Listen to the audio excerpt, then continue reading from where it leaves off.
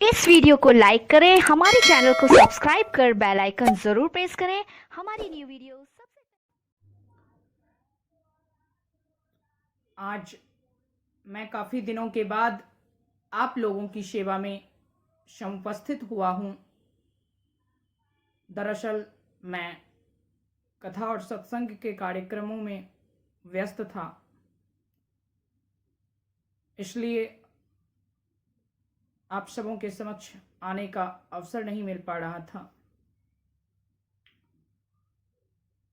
आज का हमारा विषय है सच्ची नीति क्या है। कहते हैं कि इच्छित विद्या अपनों से मिले, परायों से मिले, मित्रों से मिले या शत्रुओं से मिले, उसे कहीं से भी प्राप्त कर लेना चाहिए, कहीं से भी ग्रहण कर लेना चाहिए।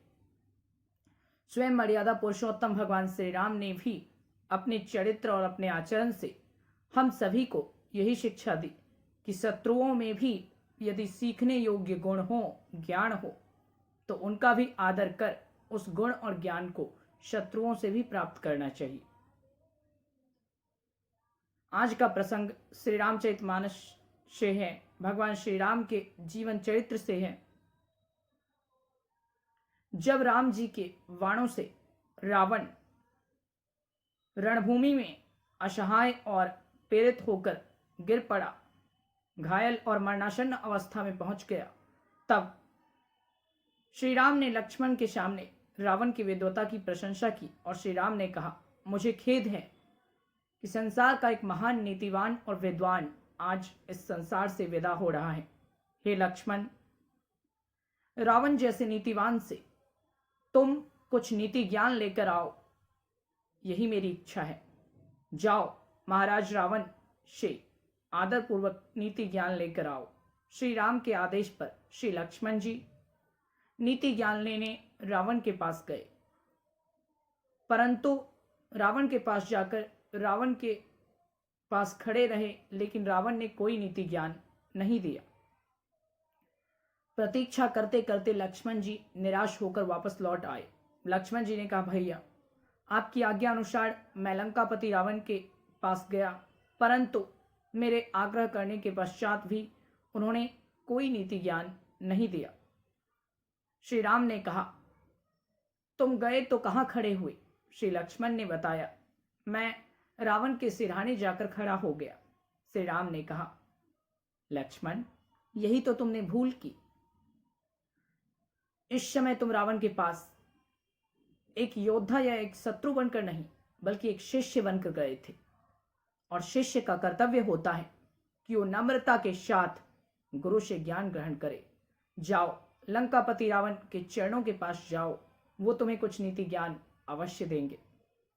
लक्ष्मण जब रावण के चरणों के पास खड़े हुए पुनः जाकर, तो रावण ने कहा, संसार की ऐसी कोई नीति नहीं जिसे श्री राम न जानते हो। फिर भी यदि वो मेरे मुख से कुछ सुनना चाहते हैं तो उनसे जाकर कहो कि वो स्वयं आकर दर्शन दे, तभी मैं कुछ कह सकूंगा। रावण की विनती लक्ष्मण ने श्री राम को आकर सुनाई। तब श्री राम अनुज सहित रावण के पास गए और रावण से कुछ नीति ज्ञान देने की प्रार्थना की। इस पर रावण ने कहा, प्रभु संसार की सारी नीति आप जानते हैं। मरणासन्न अवस्था में पहुंचकर मैं आपके वास्तविक रूप को अंतिम समय में पहचान गया हूं, परंतु फिर भी मेरा मान बढ़ाने के लिए यदि आप मेरे मुख से कुछ सुनना चाहते हैं तो सुनिए। मैं दो प्रकार की नीति देता हूं। हे लक्ष्मण, पहली नीति ये कि शुभ कार्य को करने में आलस्य नहीं करना चाहिए और अशुभ कार्य को करने में शीघ्रता नहीं करनी चाहिए, ये दूसरी नीति है। इसका साक्षी मैं स्वयं हूं कि अशुभ और अपवित्र कर्म में शीघ्रता करने पर क्या दुर्गति होती है और शुभ कर्म में विलंब करने पर कितना पश्चाताप और कितना पछतावा होता है। आप दोनों भाई जानते ही होंगे, देव दानव यहां तक कि स्वयं काल तक मेरे अधीन था। मेरे लिए कुछ भी करना असंभव नहीं था। एक बार मैं भ्रमण करने की इच्छा से यमलोक गया। वहां मैंने देखा यमराज पापियों को बहुत कड़ा दंड दे रहे थे। उन पापियों को देखकर मुझे दया आ गई और मैंने ये सोचा कि मैं यमलोक का विध्वंस कर दूंगा ताकि किसी को भी यमदंड ना भोगना पड़े। फिर मैंने सोचा ये मेरे लिए तो बहुत आसान सा काम है, कभी बाद में कर लूंगा, और उस शुभ कार्य को नहीं कर सका। फिर मैंने दूसरा स्वप्न देखा था कि समुद्र के सारे जल को उलीचकर, उछालकर, सुखाकर उसे क्षीर सागर बना दूंगा और क्षीर सागर को पृथ्वी के सागर में मिला दूंगा ताकि पृथ्वीवासी भी क्षीर सागर में जैसे भगवान विष्णु आनंद का अनुभव करते हैं वैसे आनंद का अनुभव कर सके। ये कार्य भी साधारण लोगों के लिए असंभव था, परंतु मेरे शक्ति और तपोबल के कारण मेरे लिए अत्यंत आसान था। लेकिन फिर आलस्य में रह गया और ये कार्य भी नहीं कर सका। और मैंने तीसरा सबसे महत्वपूर्ण स्वप्न देखा था। पृथ्वीलोक के हर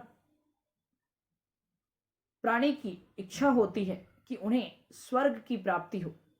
उसमें कुछ की आत्माएं स्वर्ग जाती हैं और कुछ की आत्माएं नरक जाती हैं, परंतु सदैव कोई स्वर्ग नहीं जा पाता। मैंने सोचा था पृथ्वी से लेकर स्वर्ग तक विश्वकर्मा को कहकर ऐसा सीढ़ी बनवा दूंगा ताकि धरती के साधारण से साधारण लोग भी बिना परिश्रम के ही उस सीढ़ी पर चढ़ते हुए स्वर्ग की यात्रा कर लें।